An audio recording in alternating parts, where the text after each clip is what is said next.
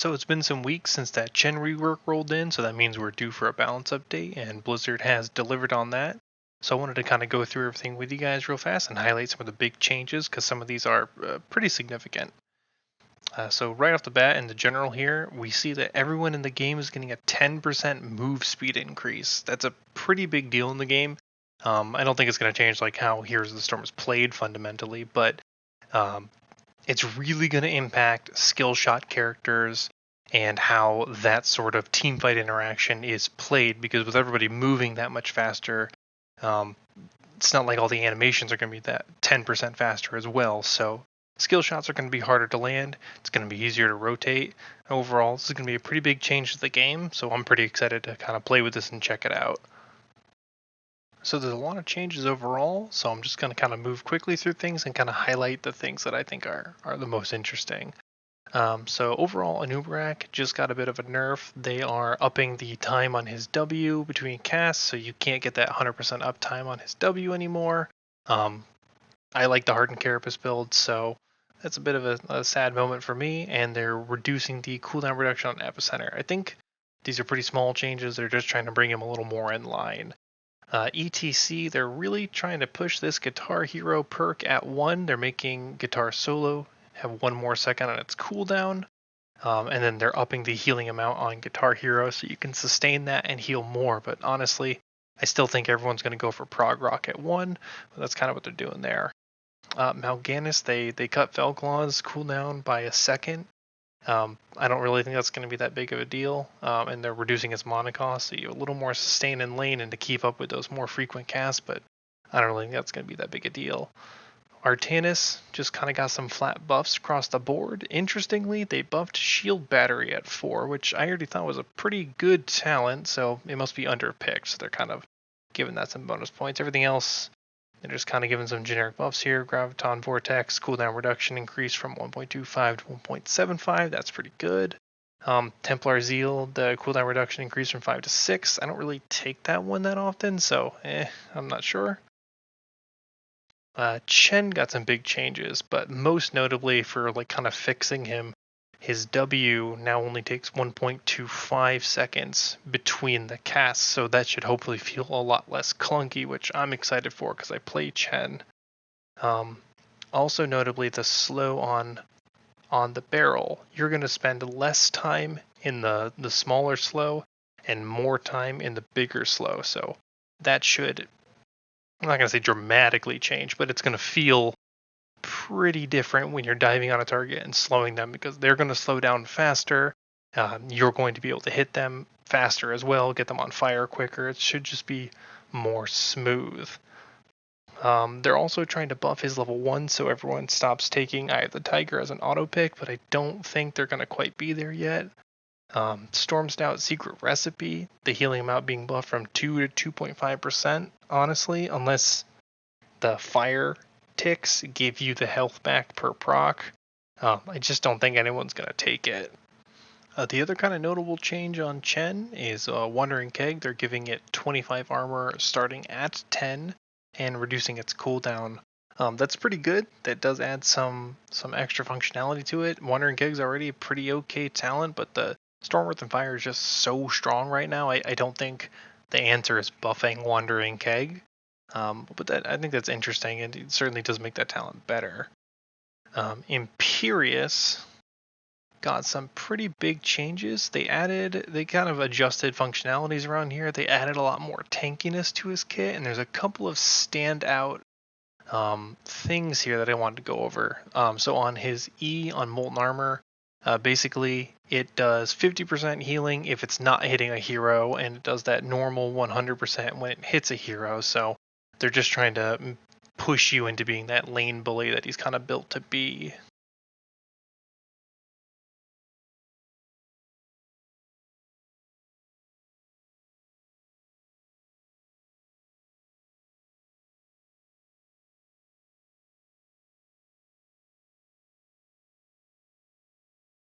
Going on through, level 4 had a standout talent here, so press forward, this is a new one. Damaging an enemy hero sets the duration of a regeneration globe on Imperious to 5 seconds. So basically you can pick up a globe and then sort of all in your opponent, and that entire time you're going to be getting the perks of the globe. So you'll be regenerating health and mana the entire time. So I think if you're going to be running the solo lane, that's a really cool talent. I don't know how impactful it's going to be, but that sounds really cool, and I'm pretty excited for that one.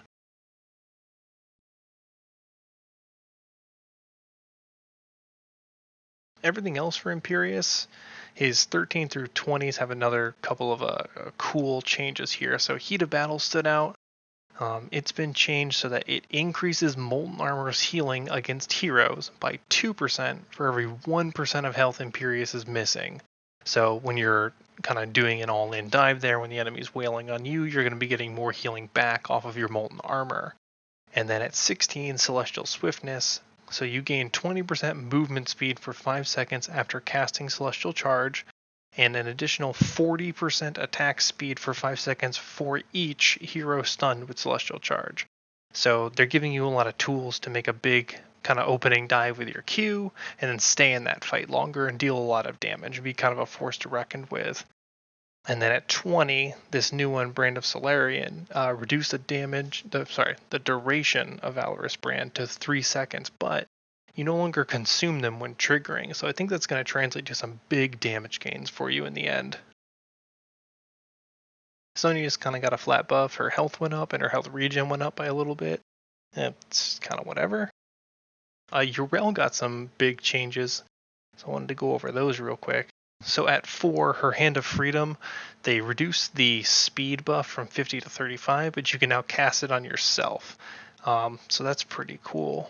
And then 7, I was playing with this earlier, they changed Righteous Momentum. So basically the way it works, you gain a flat 5% movement speed, and while you're channeling your W, you quadruple that bonus. So while you're channeling, you have a 20% movement speed buff. So when I was playing with it, it felt like a replacement for Divine Steed, because Divine Steed's really good. It's just a little awkward to use sometimes. You have to remember that you have it. But having that speed buff on an ability you're using frequently adds this level of functionality, and suddenly the W doesn't feel like the worst tool in Yrel's kit. Suddenly it's this kind of movement ability. You can hold the channel for a long time and move up and down and cross a big battle. So I really like that one.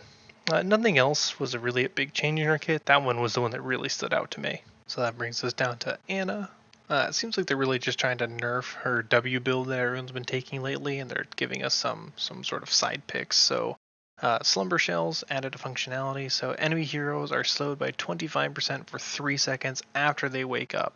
That could be a pretty cool talent, because I know that I've seen, at least where I play, the sleep as a setup for picks sometimes, and so a follow-up 25% slow right after you wake them up, that's a pretty cool talent. And then the big nerf to her W is Anti-Healer. The bonus area of Biotic Grenade is reduced from 100 to 25%, so that's a huge change. It's going to make it it's a lot less padding to land that W in a chaotic fight. Anduin, no real changes here. Rhaegar, so they moved Totemic Projection to 7. And then Tidal Waves is pretty cool. They added it so that it also reduces the mana cost of Chain Heal from 55 to 40. So that could make it a much more viable talent to take at that tier. Medivh, they're just buffing underutilized talents. So like at 20, Dust of Disappearance, they're doubling the duration from 20 to 40. And Arcane Brilliance, they're adding 5% additional spell power. And then at 7, the Mystic Assault, the damage and healing bonuses increase from 40 to 50% of damage dealt. They're really just trying to buff things that aren't being picked right now in Medivh. Illidan had some changes to his numbers. So Rapid Chase, movement speed bonus increased from 15 to 20%. This is a small change, but on Illidan, these things can translate to pretty big things, considering how mobile he is and the fact that he doesn't have mana. And you can even see in like the developers' comments, they're trying to be kind of tepid about how much they're giving him. But I don't know how much this is all gonna make a difference on his kit. But any buff to Illidan could be something to watch out for. Maiev, no real crazy changes here. Bonds of Corruption, they're adding an armor reduction of 10 for 4 seconds. In the right team comp, especially if no one else can give armor reduction, that can translate to some pretty big damage gains, but that's going to be very dependent on the game.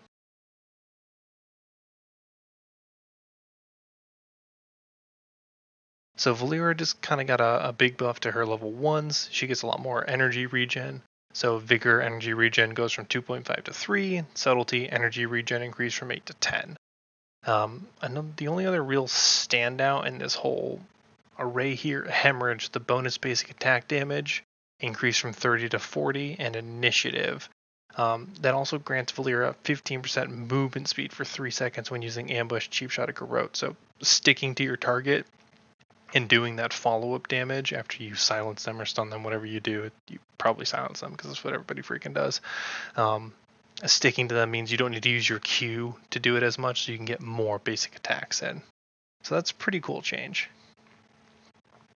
Zeratul, so basically they're just nerfing the poke build. You know, they're like the blink in, Q, blink out. The big way they did that was wormhole. You cannot cast it for 1.25 seconds after blink is used, so you have to stay in that fight for a significant time. You have to be in a window where you could get stunned or rooted or whatever. You could get punished for poking and doing a Q.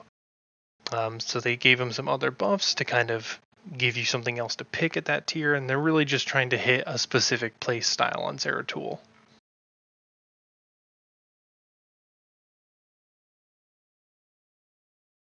Falstad got some buffs, but I don't think any of this is going to be that big a deal. Secret Weapon, it can be in the right setup. Like, I've done a lot of damage with Secret Weapon before. So that one kind of stood out amongst these, but none of this is really that big a deal. Greymane got some changes, and the real big one here is his basic attack damage was increased from 140 to 148. And as a basic attack hero, that's a pretty big deal. And then Curse Bullet going from 35 to 40. It's already super powerful and has a short cooldown, so giving it more, I guess people were really just favoring Go for the Throat, but in the right comp, Curse Bullet is awful to deal with if you're a Diablo, so that's a pretty cool change. Mephisto, I don't play a ton of Mephisto, but from their comments here, they basically merged two of his talents, so 13 Shard of Hate now also causes Mephisto's attacks to activate Lord of Hatred, reducing basic ability cooldowns by 1 second. Essentially, everybody was always picking those two things together, so they just put them together. It's just at level 13 now.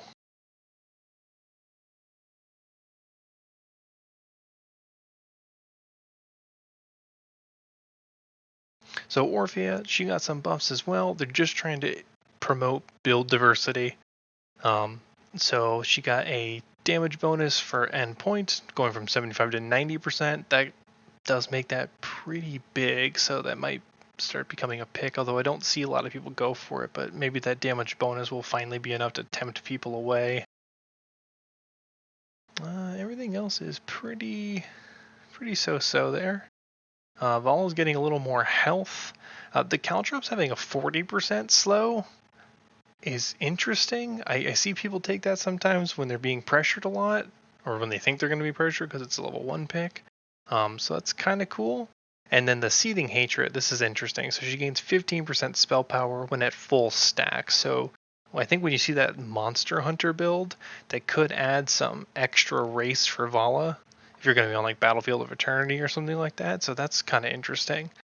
And then the last thing, and I'm pretty excited about this one, they took Sergeant Hammer out of ARAM, which, if you play the Brawl at all, you know how freaking awful it is when the enemy team gets a hammer and you don't, or even if you do have a hammer, how kind of boring it is to have this weird zone that if you don't have the right heroes for, there's nothing you can do about it. So that's a pretty good change.